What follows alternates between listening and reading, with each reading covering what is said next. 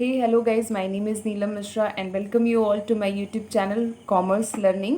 हमने पिछले वीडियो में पढ़ा था एफडीआई के बारे में और आज की वीडियो में हम पढ़ेंगे टाइप्स ऑफ एफडीआई की, कितने तरीके की एफडीआई हमारे यहाँ की जाती है। ठीक है, तो पिछले वीडियो में हमने पढ़ा था कि एफडीआई क्या है, एफडीआई के रूट्स क्या क्या हैं, जैसे ऑटोमेटिक रूट और गवर्नमेंट रूट। ठीक है, ये पढ़ा था और परसेंटेज देखे थे कि कैसे अलग अलग वेरी करते हैं। ठीक है, फ्रॉम सेक्टर टू सेक्टर। तो एफडीआई क्या है? प्रत्यक्ष विदेशी निवेश जिसे कहते हैं। जब एक कंट्री से दूसरी कंट्री में इन्वेस्टमेंट किया जाता है और वहाँ से इनकम जनरेट की जाती है, उसको हम कहते हैं फॉरेन डायरेक्ट इन्वेस्टमेंट। ठीक है, चाहे उस कंट्री का कोई इंडिविजुअल इन्वेस्टमेंट कर रहा हो, चाहे कोई फर्म कर रही हो, या कोई कंपनी हो, या गवर्नमेंट हो, तो उसके द्वारा किया गया इन्वेस्टमेंट और वहाँ से जो इनकम जनरेट होती है तो उसे हम एफडीआई कहते हैं। एफडीआई सिंपली अपने आप को ही अपने नाम से ही एक्सप्लेन करता है कि foreign direct investment.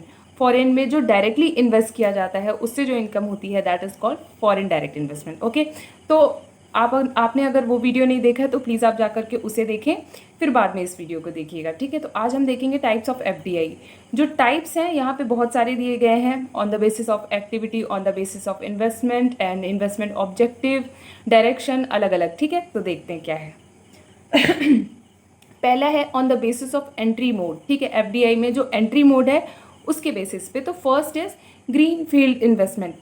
Green field investment means जहाँ पे जैसे एक कंट्री से कोई इंडिविजुअल है, वो दूसरी कंट्री में जब कोई बिजनेस सेटअप करता है। ठीक है, बिजनेस सेटअप किया मतलब जैसे ज़ीरो से उसने स्टार्ट किया, फ्रॉम द स्क्रैच उसने बिगिनिंग की और वहाँ पे प्लांट डाला, वहाँ पे अपना प्रोडक्शन स्टार्ट किया, सेलिंग स्टार्ट की, वो होता है हमारा ग्रीन फील्ड इन्वेस्टमेंट। जब ताज़ा ताज़ा इन्वेस्टमेंट किया जाए, ताज़ा ताज़ा बिजनेस सेटअप किया जाए, उसको हम बोलते हैं ग्रीन फील्ड इन्वेस्टमेंट। देखिए, ग्रीन फील्ड इन्वेस्टमेंट इसलिए भी किया जाता है क्योंकि आपको अपने बिजनेस में पूरा का पूरा कंट्रोल खुद चाहिए। ठीक है, और ग्रीन फील्ड इन्वेस्टमेंट करने के लिए क्या है, कॉस्ट ज़्यादा लगती है।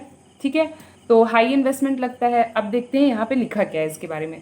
Green field, also green field investment is a type of foreign direct investment in which a parent company create a subsidiary in a foreign country building its operation from the ground up। देखिए, कोई भी एक parent company है, वो एक subsidiary अपनी दूसरी country में सेटअप करती है और अपना काम जो है वो चालू करती है ग्राउंड से लेके, ज़ीरो से लेकर के अपना काम चालू करती है। In addition to the construction of new production facility, और नई प्रोडक्शन फैसिलिटीज़ में ऐड करते करते वो जैसे वहाँ पे उसने नई बिल्डिंग बनाई, हब्स बनाए, ऑफिस बनाए, लिविंग क्वार्टर बनाए अपने एम्प्लॉयज़ के लिए, तो ये सारे खर्चे ग्रीन फील्ड इन्वेस्टमेंट में किए जाते हैं। ठीक है, तो ग्रीन फील्ड इन्वेस्टमेंट मतलब नया इन्वेस्टमेंट, न्यू इन्वेस्टमेंट। ठीक है, now what is second one is brownfield investment. देखिए, on the basis of entry mode के दो टाइप है, first is greenfield investment and second is brownfield investment.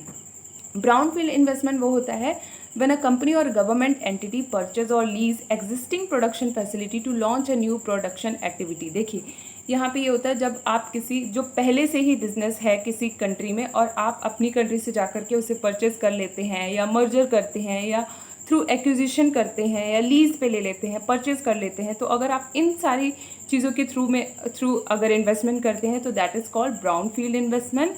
और देखिए, इसमें क्या होता है कि इतनी ज़्यादा कॉस्ट नहीं लगती क्योंकि पहला आपका पूरा बना बनाया बिजनेस आप उसको एक्वायर करते हो, इसलिए इतनी ज़्यादा कॉस्ट नहीं लगती है। और ब्राउन फील्ड इन्वेस्टमेंट मतलब जो पहले से बिजनेस बना हुआ है। ठीक है, ग्रीन फील्ड मतलब जो न्यू बिजनेस आप सेटअप कर रहे हो वो।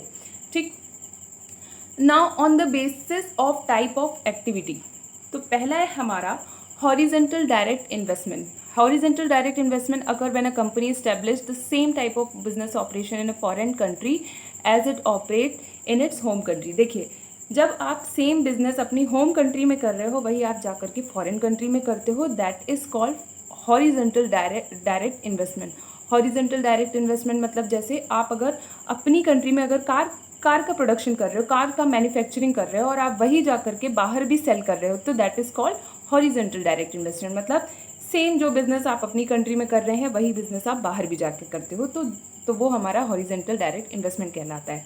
Now vertical foreign direct investment. देखिए, vertical foreign direct investment occur when a multinational company decide to acquire or build an operation that either fulfil the role of a supplier or the role of a distributor. देखिए, foreign direct investment वो होती है जब company या तो supplier का role निभाए या तो डिस्ट्रीब्यूटर का रोल निभाए। बेसिकली अगर सिंपल वर्ड्स में कहूँ तो फॉरेन वर्टिकल एफडीआई होती है वो दो तरीके की होती है। पहली होती है बैकवर्ड और दूसरी होती है फॉरवर्ड। बैकवर्ड मतलब जैसे मान लो फॉर एग्जांपल अगर एक कंपनी कार बना रही है, ठीक है, तो वो फॉरेन से मतलब बाहर की कंट्री से क्या मंगाएगी, टायर मंगा लिया उसने या इंजन मंगा लिया या कोई पार्ट मंगा लिया, ठीक है, तो वो है हमारा बैकवर्ड, ठीक है। और फॉरवर्ड में क्या है, जैसे अगर आप कार का मैन्युफैक्चरिंग कर रहे हो और कार आप उठा करके कहीं और सेल कर रहे हो तो वो क्या है, फॉरवर्ड, ठीक है।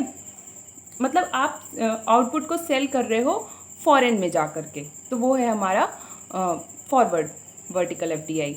तो नाउ द नेक्स्ट देखते हैं कॉन्ग्लोमरेट। कॉन्ग्लोमरेट भी इसी का टाइप है जो कि on the basis of activity है। इसके 3 टाइप हैं, याद रखिएगा, हॉरिजॉन्टल, वर्टिकल में 2 हैं, बैकवर्ड, फॉरवर्ड। और देखिए बैकवर्ड में क्या होता है कि आप सप्लायर की भूमिका निभाते हो और फॉरवर्ड में क्या होता है आप डिस्ट्रीब्यूटर की भूमिका निभाते हो, ठीक है। बैकवर्ड में क्या होता है आप कोई चीज़ मंगाते हो और फॉरवर्ड में क्या होता है आप कोई चीज़ सेल करते हो। Okay, now conglomerate is a type of foreign direct investment is when where a company or individual make a foreign investment in a business that is unrelated to its existing business in its home country। देखिए मतलब जब आप अपनी home country में कोई और business कर रहे हो और उससे कम्प्लीटली अलग आप फॉरेन में जा कर के कोई बिजनेस करते हो। फॉर एग्जांपल अगर आप अपनी होम कंट्री में शूज़ का मैन्युफैक्चरिंग कर रहे हो, ठीक है, शूज़ को मैन्युफैक्चर करके सेल कर रहे हो और उससे इनकम जनरेट कर रहे हो, और आप वहीं फॉरेन में अगर जाते हो तो कॉस्मेटिक्स अगर सेल कर रहे हो, क्रीम, पाउडर, चूड़ी, बिंदी, ये सब अगर सेल कर रहे हो तो वो आपका आएगा कॉन्ग्लोमरेट बिजनेस में, ठीक है, जो कि अनरिलेटेड बिजनेस में डील करना अपनी होम कंट्री में और फॉरेन कंट्री में, ठीक। Since this type of investment involve entering an industry in which investor has no previous experience, it often takes place in a form of joint venture। देखिए यहाँ पे इस टाइप की FDI में आपके पास पिछला कोई भी एक्सपीरियंस नहीं होता है, आप या तो जॉइंट वेंचर या मतलब मर्जर इन सब के हिसाब से इनके थ्रू जाते एंटर करते हो अपने फॉरेन में, ठीक है, जहाँ पे आपको मतलब पहले से ही थोड़ा थोड़ा आइडिया दूसरी कंपनी दे देती है जहाँ पे आपने अपना इन्वेस्टमेंट किया है, ठीक है। तो कॉन्ग्लोमरेट एफडीआई वो है जब आप होम में अलग इन्वेस्टमेंट, होम में आप अलग प्रोडक्शन कर रहे हैं और फॉरेन में आप अलग कर रहे हैं, ठीक है, दोनों जगह का बिजनेस हमारा अलग अलग है, तो वो है हमारा कॉन्ग्लोमरेट, ठीक। Now next is on the basis of direction of investment. इसमें 2 तरीके के हैं, पहला है इनवर्ड एफडीआई और दूसरा है आउटवर्ड एफडीआई। तो foreign firm taking control over domestic asset is term as inward FDI। From Indian perspective, direct investment made by a foreign firm such as Suzuki, Honda, LG, Electrolux etc। देखिए जब कोई foreign की firm हमारे मान लो India में आके invest करती है वो है हमारा इनवर्ड एफडीआई, और आउटवर्ड एफडीआई जो है वो इसका जस्ट अपोजिट है। जब हम जा करके किसी फॉरेन में जाके इन्वेस्ट करेंगे that is called outward FDI. Outward FDI को हम डायरेक्ट इन्वेस्टमेंट अब्रॉड भी कहते हैं DIA, ठीक है। इसके एग्जांपल्स हैं Tata Motors, Infosys, Videocon, ONGC, Ranbaxy etcetera. Okay, now on the basis of investment objective. Investment के ऑब्जेक्टिव से अगर देखा जाए तो इसमें 2 तरीके के हैं, पहला है resource seeking FDI and second one is market seeking FDI. Resource seeking FDI इसलिए किया जाता है कि जब आपको कहीं से रिसोर्सेज को मंगाना है, रिसोर्सेज में इन्वेस्ट करना है किसी कंपनी को या कंट्री को या गवर्नमेंट को या फर्म को, ठीक है, तो वो रिसोर्स सीकिंग के थ्रू करती है। In order to gain privilege access to resources which अभी इसको पढ़ते हैं विज अभी competitor MNEs invest in countries with availability of natural resources. देखिए विज अभी का मतलब है कि तुलना में, जब आपको मतलब रिसोर्सेज में गेन करना है अपने कॉम्पिटिटर की तुलना में, तब आप इसमें मतलब इन्वेस्ट करते हो, रिसोर्स सीकिंग एफडीआई को अपनाते हो और उसमें इन्वेस्ट करते हो। This insure the MNE of stability of raw material supply at right prices. देखिए ये जब आप रिसोर्स सीकिंग एफडीआई करते हो तो ये इंश्योर करता है कि आपके पास स्टेबल रॉ मटेरियल हो, आपके पास हमेशा सप्लाई हो और अच्छे प्राइस पे हो, बहुत ज़्यादा महंगा ना हो, जो आप अफोर्ड कर सको, जो आपके प्रोडक्शन में हेल्पफुल हो।